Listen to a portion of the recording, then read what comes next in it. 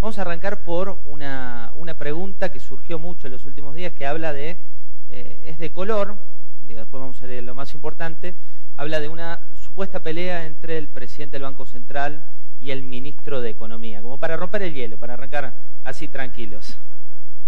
¿Es verdad o es ficción? Bueno, primero, buenos días a todos. No, es ficción, una más. Yo no tengo tanta experiencia política, pero ya estoy acostumbrado. No sé si es un deporte o qué, o por qué hacen esas cosas, pero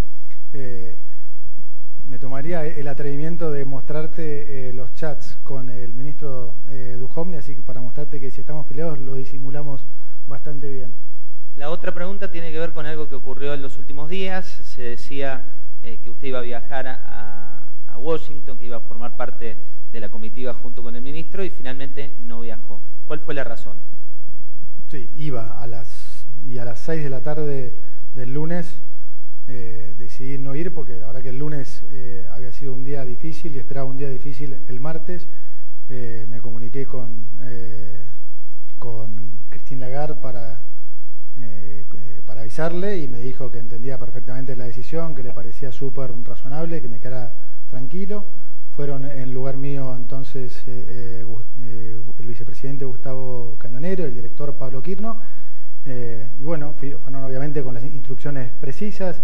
Llevamos un programa monetario y cambiario que ahora estamos discutiendo con el fondo, y eso fue todo. Recuerden que durante la entrevista pueden sumar sus preguntas. Si quieren hacerlo, háganlo rápido porque el tiempo va a ser limitado, con lo cual me las van trayendo y yo los voy incorporando también a esta entrevista. Balance de la experiencia en Washington según Gustavo Cañonero, que es su espada quien ha viajado por parte del Banco Central. Bueno, no hay mucho que puedo contar de eso, porque como saben son todas todo confidencial, pero muy bien, muy buena aceptación, muy buena recepción. En el fondo realmente hay muy buena gente, muy buenos técnicos, todos queriendo ayudar. Para ellos esto es algo realmente muy importante también. Obviamente está su prestigio en juego y van a hacer lo imposible para que todo esto salga bien. Nosotros tenemos una confianza enorme en el equipo, en la relación con el fondo, en lo que estamos haciendo, y bueno, hay muchas cosas que obviamente que no se saben, pero nosotros estamos muy confiados en que todo este nuevo plan va a salir muy bien.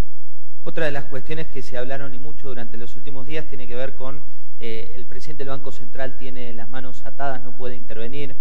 Ayer, de hecho, acá sonaba muy fuerte esta versión, que ahora sí podía intervenir de una manera distinta y sorprendiendo al mercado. ¿Cambió la estrategia por parte del Banco Central? ¿El Fondo Monetario lo habilita? Bueno, esta da para explayarse un poco. Sí, los últimos 2 días, claramente, el miércoles creo que fue, la estrategia cambió. A ver, de acá se habla mucho de todas estas cosas, hay diferentes teorías, con lo cual se van a escuchar muchas cosas. Están los que dicen, no, hay que plantarse en un determinado precio de 28 y no se mueve de ahí y entonces se arregla todo.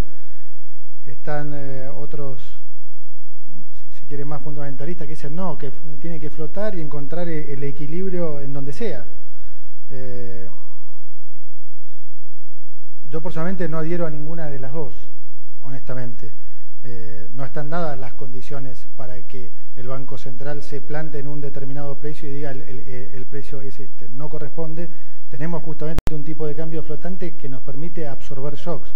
No tendría ningún sentido tampoco con este nivel de inflación hacer eso.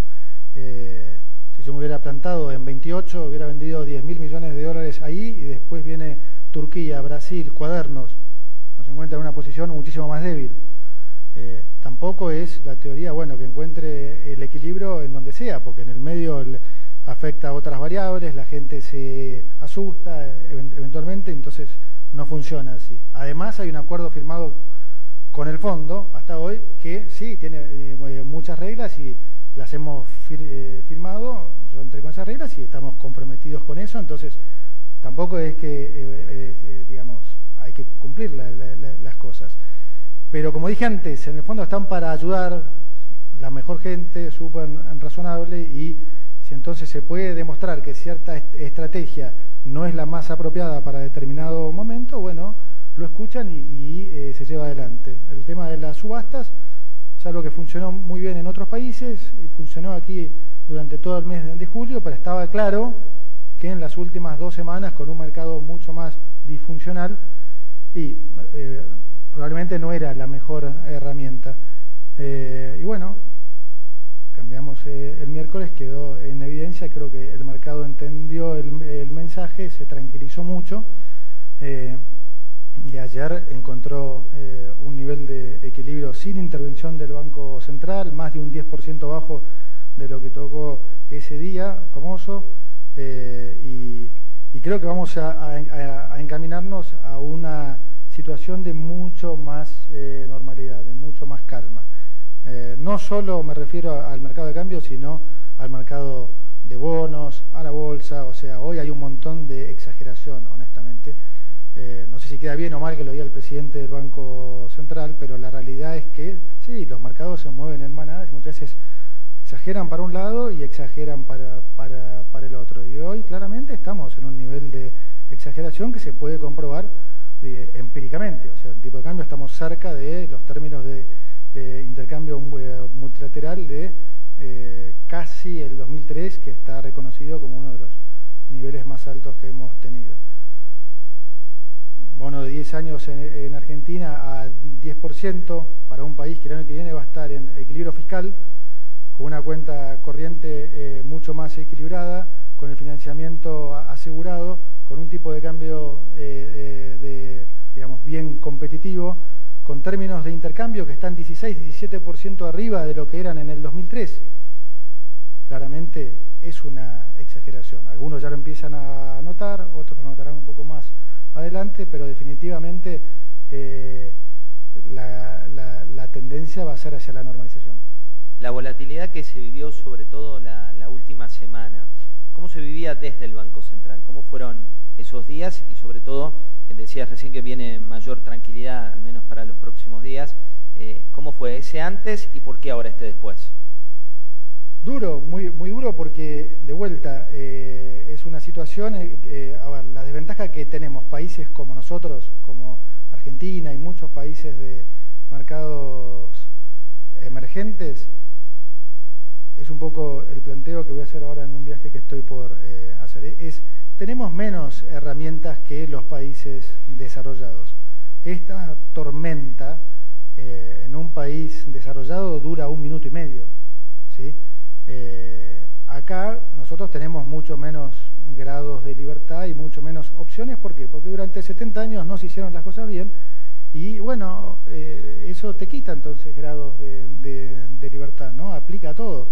Estados Unidos, Europa, tuvo una crisis muchísimo más severa que esta, muchísimo más, ¿no? Arrancó con una crisis inmobiliaria y después se transformó en una crisis de mercado, literalmente, donde se cayó el precio de todos los activos.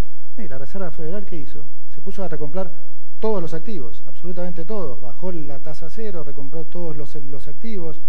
¿Qué hizo el presidente del Banco Central Europeo en el 2010, en la crisis de España, Italia y Portugal? Una crisis mucho más parecida a la nuestra del 2001, ¿no? O sea, una moneda atada al euro, un sistema financiero totalmente apalancado en bonos del Tesoro de sus diferentes países, un cuestionamiento al crédito, una deuda sobre producto muy alta.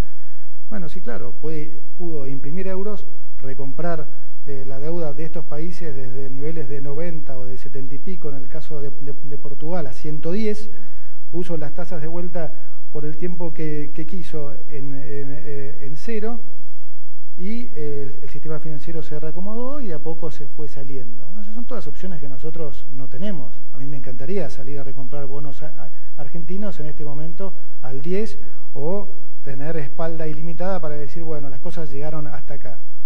De vuelta, esas son las cosas en las que hay que entender que no es gratis haber hecho las cosas mal durante 70 años. No tenemos un mercado de capitales interno, desarrollado, que nos permita absorber shocks externos. Todo esto son las consecuencias de eso.